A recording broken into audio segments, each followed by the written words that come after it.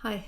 So, um, I'm not quite sure how to do this stuff today without just reading through the notes, so I apologise if that is what I end up doing. So, if you remember, we're going to just remind ourselves about the equations.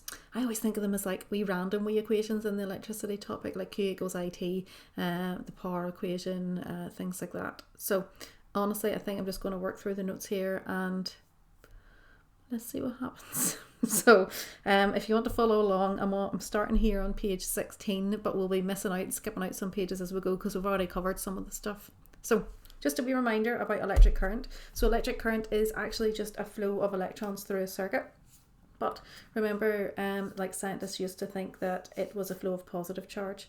So, whenever we're marking on current on a diagram, we use conventional current and we go from positive to negative. However, if we're marking on the flow of charge or the electron flow, or if you remember, see it always call electrons charge carriers. So if you're marking on the direction of the charge carriers or of the electrons, then you go from negative to positive.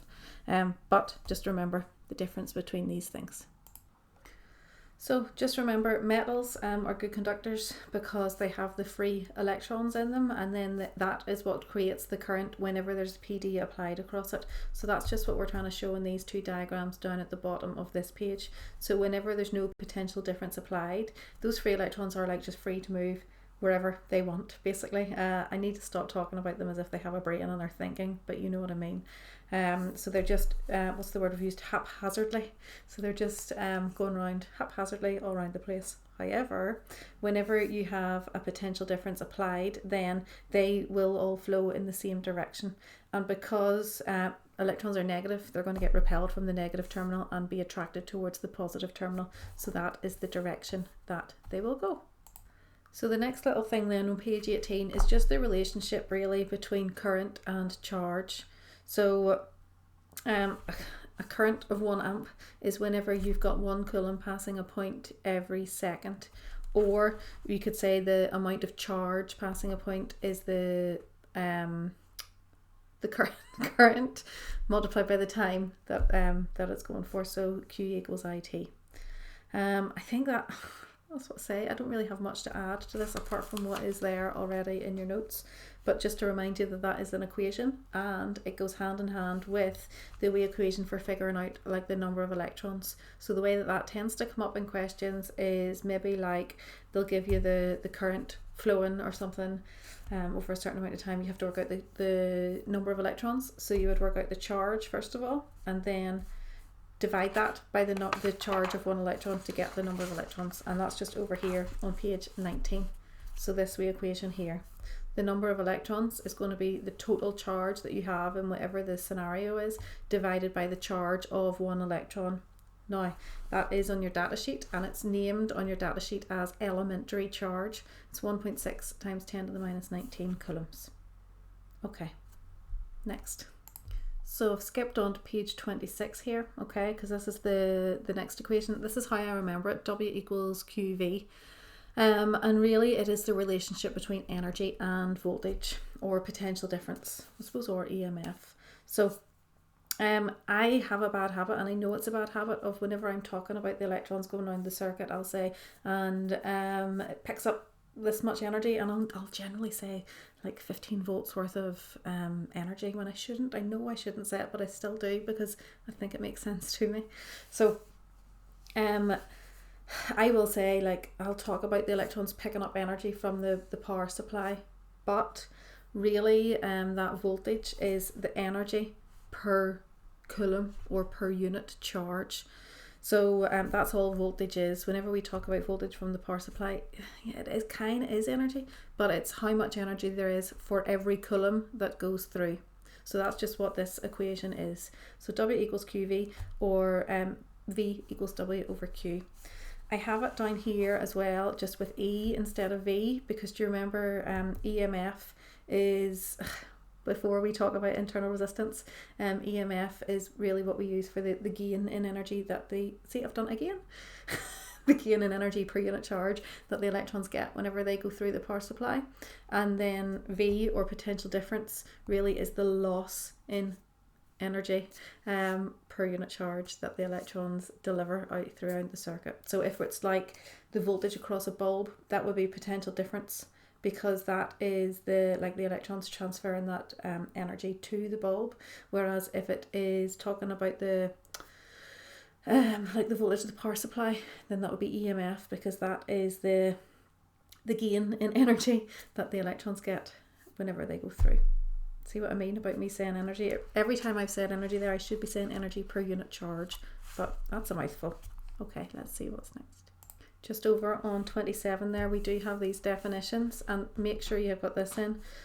This is commonly asked. So the EMF of a battery is defined as the chemical energy converted into electrical energy when unit charge passes through it. And then PD is the same, but it's like how much energy per unit charge is delivered out. So the PD between 2 points is energy generated, like from the bulb or whatever, for every coulomb passing between them. Okay. Next wee bit then is electrical power. So I've skipped on to page 33 here. So definition first of all, same as before, like it's any power is the rate of energy transfer, like how much energy gets transferred per unit time. For electrical power, then it's the rate at which electrical energy is converted into other forms. So for example, the power of a bulb will be the rate at which the electrical energy gets transferred into light energy and heat energy. The buzzer, the rate at which the electrical energy gets transferred into sound energy. Anyway, the rate at which electrical energy is converted into other forms of energy by a circuit or a component in a circuit. Now, don't forget about this wee equation. Do you remember it? So power is work done divided by time taken, or power is energy transferred divided by time taken. Sometimes you may end up still having to use that in questions. Then we did the derivation to show how that power is work done divided by time taken can end up being written as P equals IV. So you need to make sure you know that. Then whenever we substitute for Ohm's law, so we know V equals IR. So if we replace the V with IR, we end up, I've got these done down here, we end up with P equals I squared R. Or if we rearrange and make I be the subject, I is V over R. So if we replace the I here with V over R, then we get power is V over R multiplied by V. We get P equals V squared over R. So I will have said this in class. Technically speaking, you don't have to know these two, because if you know this and you know V equals IR, you're always going to be able to derive these, but it'll do you no harm to learn them. I just know them now because I talk about it all the time, but I don't think I've ever gone to any great lengths to learn them, if that makes sense. But yeah, it's a good idea. It's a good idea to know them. I think that is actually it. Again, it felt very rushed, just like I feel like I do on the meets as well. So do take your time looking through those notes properly. Look at the examples that are in your notes, because I didn't do that. And I'm going to give you some past paper questions to do, and I'll do out solutions and post those for you so that you can check your answers as you go. Okay, I think that is me. Oh, one last thing. Do make sure that you're still doing your self-quizzing. For electricity, definitely for electricity, and for those topics that we mentioned. So for motion, and for what was the other one, vectors. There's very little on it in it, but see all those definitions and things for electricity. If you know those, it'll make questions really, really easy. So do make sure you're doing that. Promise me. Okay, right, I'll go and get these questions now. Bye.